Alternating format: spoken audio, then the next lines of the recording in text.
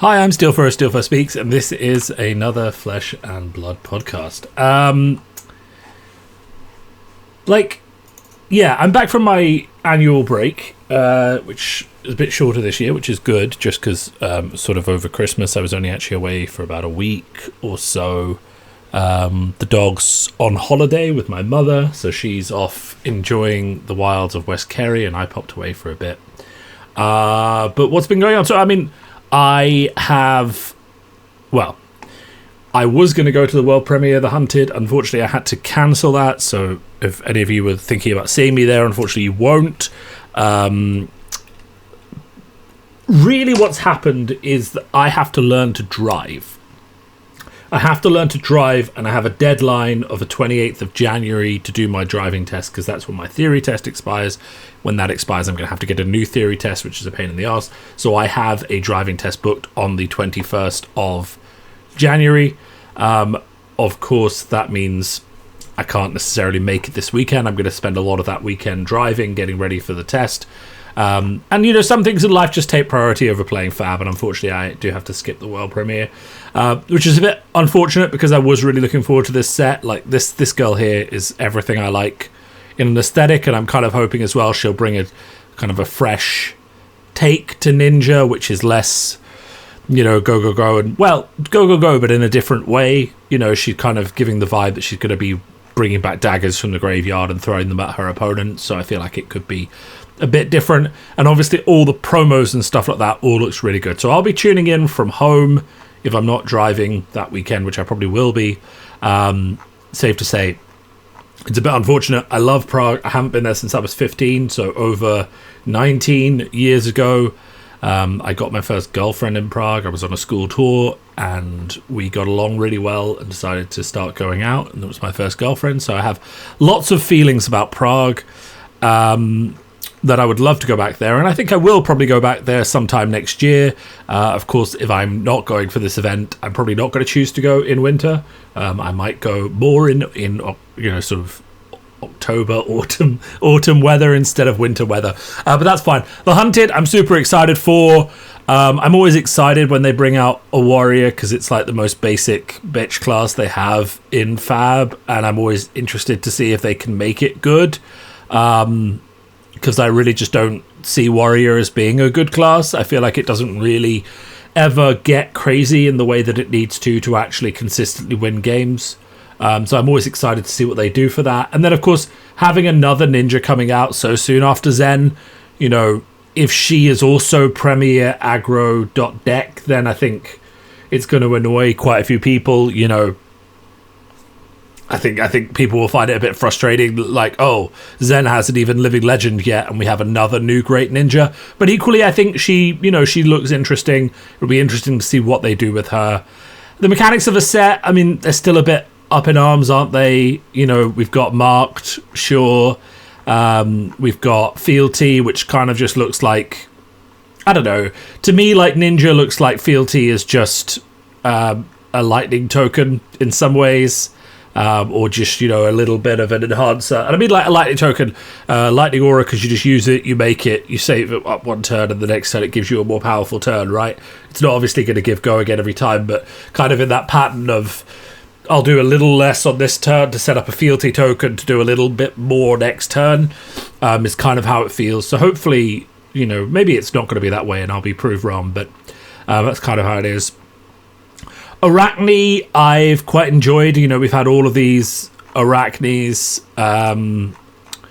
which I think are pretty fun.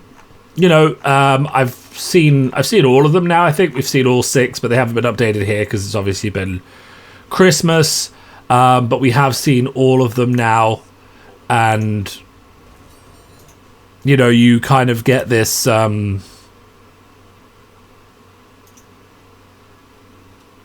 Where is it? Should be here. Well, okay, I don't think it's on here, but they've had this whole... you get to randomly pick which one comes up.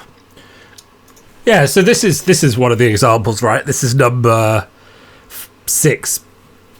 So when you are playing your other Arachne, you can randomly transform it into one of these. And This I like. I really do like it. They all have really interesting effects. I feel like this one is the one that's least synergistic with the other effects because it's more defensive. The other ones are more aggressive. So I feel like if you rolled a 6, you might not necessarily like to get this. You might be thinking, ooh, actually, I wish I had an extra 3 damage. Especially because it does look, and it kind of implies that these heroes are going to be quite greedy in terms of hand usage. So, like, the other heroes are all discard a stealth card to give a dagger +3, to give a stealth card +3, to give an assassin attack +3, all of those kind of things, which are all quite greedy effects. So they're all there requiring you to keep that extra card in your hand in order to get that bonus. Whereas this is the opposite. This is a card that gives you additional cards in your hand. So what I'm kind of saying is that this one is quite interesting because it's at odds with the other play pattern of the other 5. So if you don't, like, for instance, if you keep a card with the hopes of using one of the other 5's effects to discard it and get +3 and have a greedy turn, you know, with a persuasive prognosis or something like that, and then you get Arachne Trapdoor instead, then you're going to feel a bit frustrated, right? Because you're going to get an extra trap in your hand rather than be able to use that additional card that you had. So it's kind of a bit of anti-synergy, maybe a bit of balancing mechanics, right? But all in all, the art's great and the theme is great. The only real feels bad here is if you're a brute player. And I kind of was joking around on Twitter with memes and stuff like that about brute players looking at this and thinking, wow, okay, that's a really fun random effect in a different class. But it does feel like Chaos as a talent is going to kind of dig into Brute's territory a little bit in terms of random. But equally, you know, Brute has been getting less and less random since the class was made. You know, we haven't seen a dice roll card in a while. A lot of what we have now is just discard synergy rather than dice roll synergy. And that has been true for a while. So, you know, they've clearly known that Chaos is coming for a while. They've kind of been downplaying the randomness effect in Brute and probably creating space for Chaos to exist separately. And maybe we'll get KO coming back as a Chaos Brute that will dice roll every single turn multiple times and all this kind of stuff, and people will like that. But, you know, it is a bit of a weird one when we've had, you know, random as a Brute thing and now random is a Chaos thing. You know, but then Chaos as a talent has to be random. I mean, I don't know what other thing you would think of if you see Chaos. But everything about these cards is cool. Like, they've got this weird kind of cyberpunk trippy effect, which kind of matches what we've seen in Metrics or with Teklo. So, like, you know, he could be involved in some way, which would be really cool because he's obviously Shadow, and Shadow and Chaos are probably side by side. Lore-wise, I think they both kind of are representative classes of the old ones. I can't remember what they're called right now, but the old ones of Chaos and Shadow. One powers Demonastery, and clearly one is now in the pits as well. And also just the whole, you know, like reality warping, bending, really like hyper-real colors. These are like marvels that we deserve. I've often said, you know, sometimes they miss on marvels and sometimes they hit on marvels, and more recently it has been hitting. You know, like the last set was a miss because it's the sigils, and the sigils don't get played because they're not actually very good outside of Limited, where you can't play the extended arts anyway, even if you have them. But then this, you just come in with a win, right? Making hero EAs. I've said it since before, even when I asked for them. When they first showed us an EA hero in Stavro, I said, why isn't every hero coming in every set as a full art marvel that you can pull? People would love that. It's a free win. Why do we just have Cold Foils and Rainbow Foils of heroes? And, you know, they followed through and they gave us this, which I think is exactly what every hero should have. It's a full art version. So this is a win on the Marvel front versus Rosetta, which had a lot of losses. The only real win on the Marvel front, in my opinion, in the last set was the weapon, which obviously has such a low pull rate that most people can't get their hands on one. I don't have one because I'm not willing to buy one. And, you know, so that's just a factor to consider as well. So that's just interesting. Definitely a win on Marvels. Definitely a win on, like, Chaos theme. Oh, there's Brian Gottlieb looking good. And Pankaj as well. Really good event. I remember watching that. It's First Living Legend Calling. Unsurprisingly won by Stavro. Still very, very good hero. Yeah, so I'm really excited for the chaos. This seems like really fun mechanic.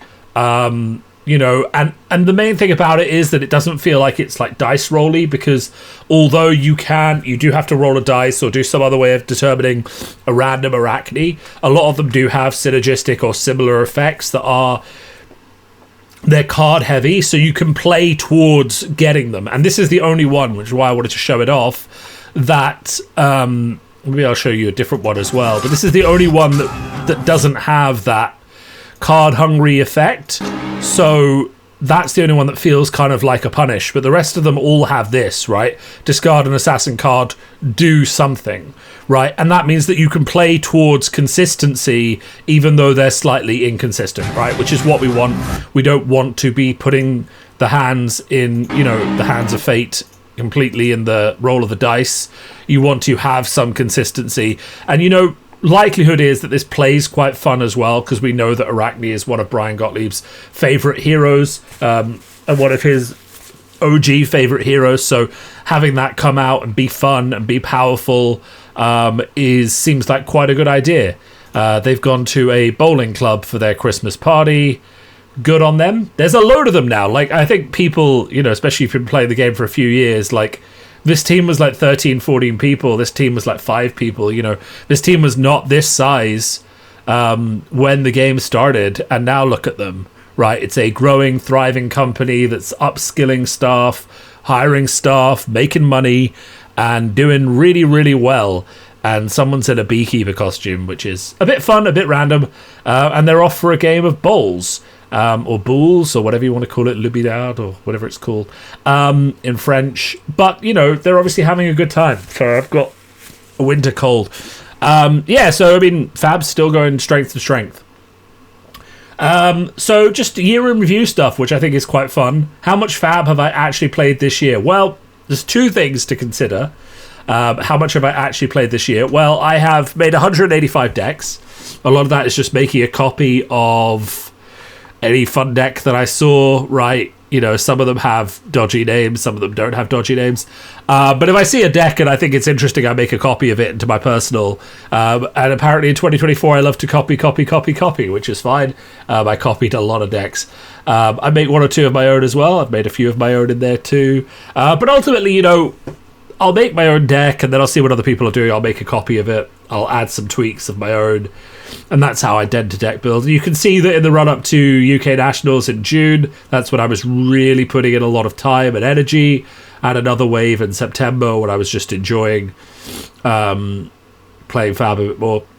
And yeah, I was drafting, I think. Yeah, lots of Rosetta drafting online as well. So I made a lot of decks then. I played a lot in June, getting ready for UK Nats. Not enough, apparently, because I still had low reps in terms of playing against every hero, and I still made a lot of mistakes at UK Nats due to not having enough reps, especially in paper reps. And then I have been playing Fab the rest of the time. I just haven't been making decks on Fabry. I've just been picking up the decks I already have, like my Florian deck and my Zen deck, and just making tweaks to them in paper, taking them down to an armory or playing at a local event, and just enjoying it, right? I haven't needed to go onto Fabry to make a deck. Played 271 games. A lot of those were drafts in September and October.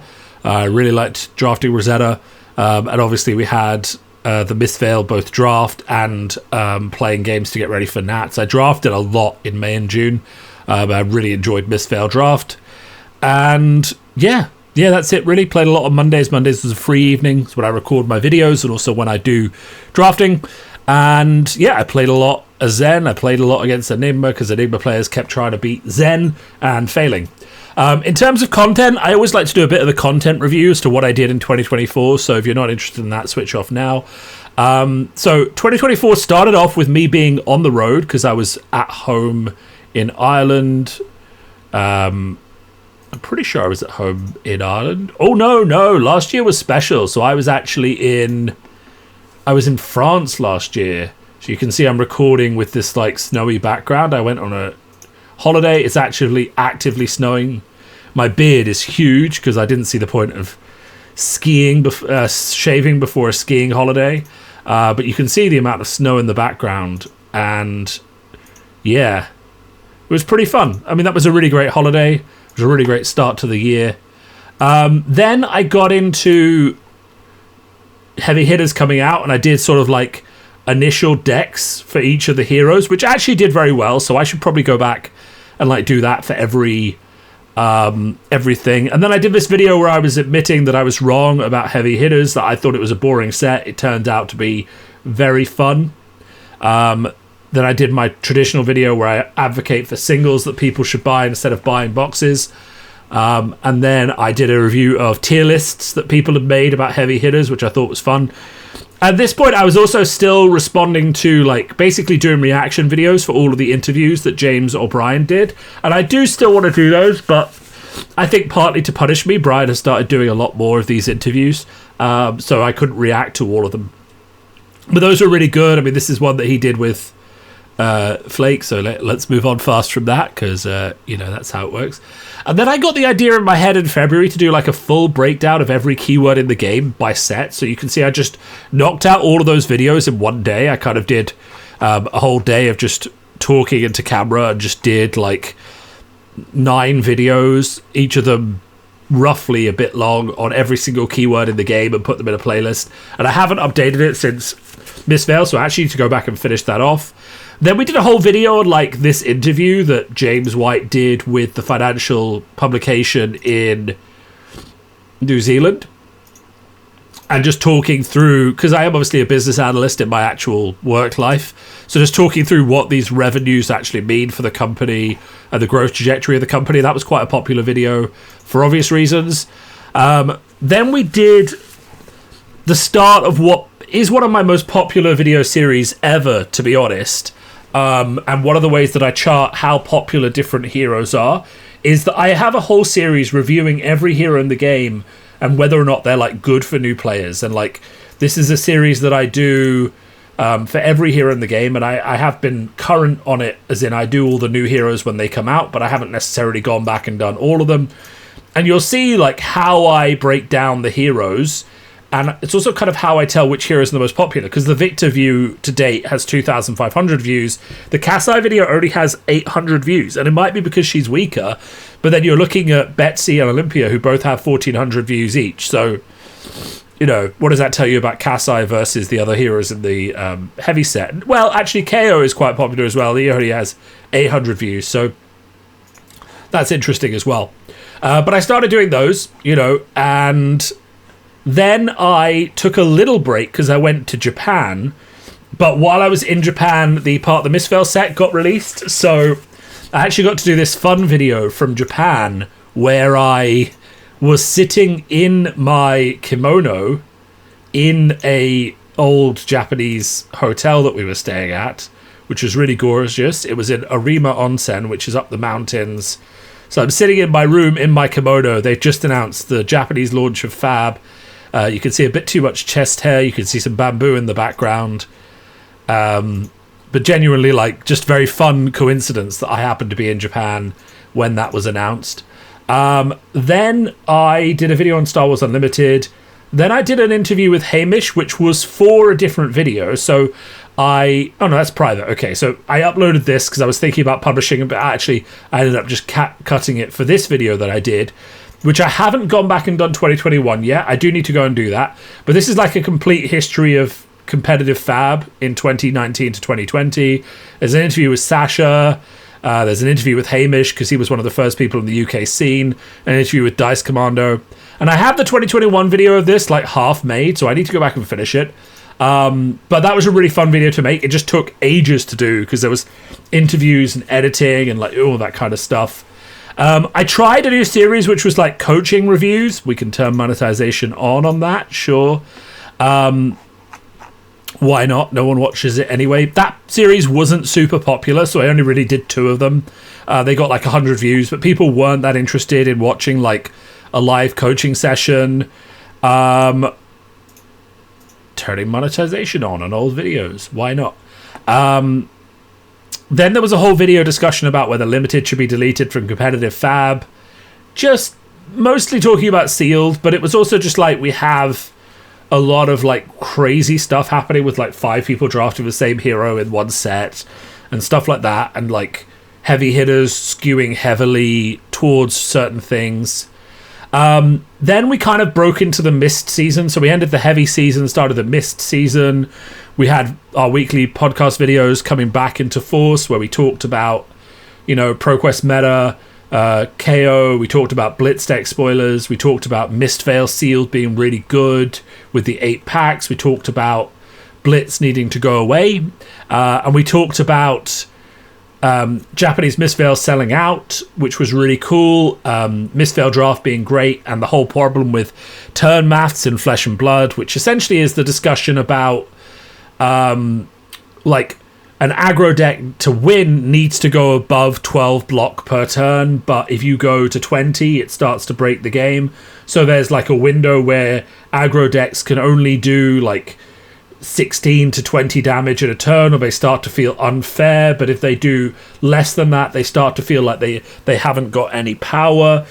And really how every aggro deck kind of feels the same, because it has to make those thresholds consistently, and they're just doing those thresholds slightly different ways. But you can't have an aggro deck that completely blows that out of the water. But the problem is that aggro deck might then draw that crazily powerful turn like Zen did occasionally on turn 1, and then win the game based on that, rather than winning the game based on setting that up, right? You can see that video did not get as many likes as it normally did, or maybe you can't see, but it got 87 when usually my likes ratio is about 90 to 100. People didn't like that video. People also didn't like the video which was the video I did about the scandal in Japan. That got 84% likes, but it did get 1,800 views. The thing is, right, I try to cover Scandal in Fab, and I don't do it. That got 1,000 views, didn't it? Yeah, 2,000 views almost. You can't see it on your screen, but I can see it on mine. But that video itself, it wasn't a fun video to make, but I do enjoy covering. Not enjoy. Enjoy is the wrong word. As I said before, when I did the review of the ethos of the channel, I do have a view of covering these things from a objective kind of calm down the emotion, not all of that kind of stuff. Just keep it calm, talk about the facts, review what happened, and try and get to the point where people understand exactly what happened in an objective as way possible, right? Not to say I don't have my own opinions. I think people who go on a mic and make inappropriate comments towards women, or that recent thing that happened with Saint and Riddler Man, where they just went on a massive thing about how woke needs to go out of card games. That's just not really appropriate. But also, to be honest, part of me was read the room, right? The majority of Fab players either are here to play cards and don't care about your drama, or they're, on the side of people who want inclusivity because they'd like whoever wants to play the game to come and feel safe, right? Most of the people in Fab fall into two categories. They either fall into that one, or they fall into another one, right? They either fall into the I'm just here to play cards, bro, or they fall into the can people just get along and have some fun, right? And that was fun. Then I did a video which was the arrival of Fab 3.0. Where I talked about how the game has gotten drastically better designed since Heavy Hitters. And, that got 800 views. I was really happy with that because it was a very well-considered video. But also it was kind of interesting because it was talking about the change in price of Majestics and stuff like that. And how if you look at the price of Majestics into Heavy Hitters and stuff like that, we're starting to see a lot more spread on price. And I also just really loved the Marvels and that kind of thing. I also really like how I look in this video. This is my summer vibes where I'm kind of really healthy and I'm going to the gym a bit and life is really good, as versus my winter vibes where I'm eating myself slowly to death at Christmas. So yeah, then I made this great 2024 tier list, which was a tier list of every set in the game, and this, I think, held up quite well. We looked to the end of it. You can see I put Mistveil and I put Rosetta in S tier. I'm wearing a tank top. I don't know why I'm wearing a tank top. That is a dangerous choice. But, I think this holds true, and I think Rosetta did hold out as being an S tier set. I think it's fantastic. So I'm glad on that prediction. yeah, I'm glad on that prediction, and I feel like that was a really interesting video, and I'll probably redo it next year once we've had a few sets come out in 2025. I think that'll be really exciting. And that got like 1,000 views as well, so that was really excited. I have one unpublished video, which I think I did in a different form, but this was basically a video where I kind of broke down all of the heroes in the game and that I could own, and I kind of broke down whether or not I was buying into them or selling out of them. And I feel like I just wasn't happy with the audio here. I was just trying to break down my logic for like what I would do to stay in and out of a hero, right? And then kind of using this to make harsh cuts to my collection because, you know, I just can't necessarily afford to collect every single Fab game. Then we did a deck tech that wasn't that good because Zen was already quite well known at that point, so I only got 150 views. Then we did buy singles from Part of the Mistveil. Then we talked a bit about politics. Then we talked about Nats. Then we talked about Fab Collectors Week. Then we did the 5th anniversary pack controversy, which was like, why are these only available in America? Which got like only available in Japan, which got me like 500 views. I was in the end happy with how the 5th anniversary rolled out, kind of. Like I was happy that I could just go to my local store and get an IRA promo. That kind of removed a lot of the pain of the IRA promo for me. And I do have a 5th anniversary Japanese IRA here somewhere. I opened that pack. I got one. It's in this pile of, just random chaff cards that I'm selling. Like just Bolton cards that I'm selling. So I do have a 5th anniversary pack. I obviously opened it. I didn't get a Marvel IRA. But I was happy-ish in the end. It did feel like it was heavily weighted towards people who could go to Osaka. But, that's what it is. Then we made a video about Zen, which got like 1,000 views that I was really happy with. Just talking about how Brian Gottlieb needs to save us from Zen, which I think he is. And, there was a whole tweet that he did where they were just talking about the fact that they need to address it, I think it's pretty clear that, they needed to nerf Zen. Zen is still good. They actually balanced Zen really well in retrospect, where he is still powerful, but he's not necessarily the best deck in the game. So actually, that was a really good output of this game, of this balance patch, was that Zen actually ended up being quite good, but not broken. Then I did this one-turn kill Florian deck tech that got like 2,000 views, which I thought was really interesting. Obviously, there's been lots of revisions to these kind of decks since then. But it was like really just how many rune chants can I make? Ooh, that video quality is really poor. Really poor. That's interesting. Yeah, okay. Yeah, okay, good. But it's kind of just like, how do we Deadwood Dirge and how do we make as many rune chants as we can? Then we kind of went into new player hero guide season. Again, like Aurora only got 600 and Acilia only got 700, but Florian got 1,400 views on that video. So, which hero is good? And then, but I like to just keep up to date with these. Is this a good set for new players? Is this a good hero for new players? Then I went on tour again. Where was I for this video? I think in October last year I was in New York.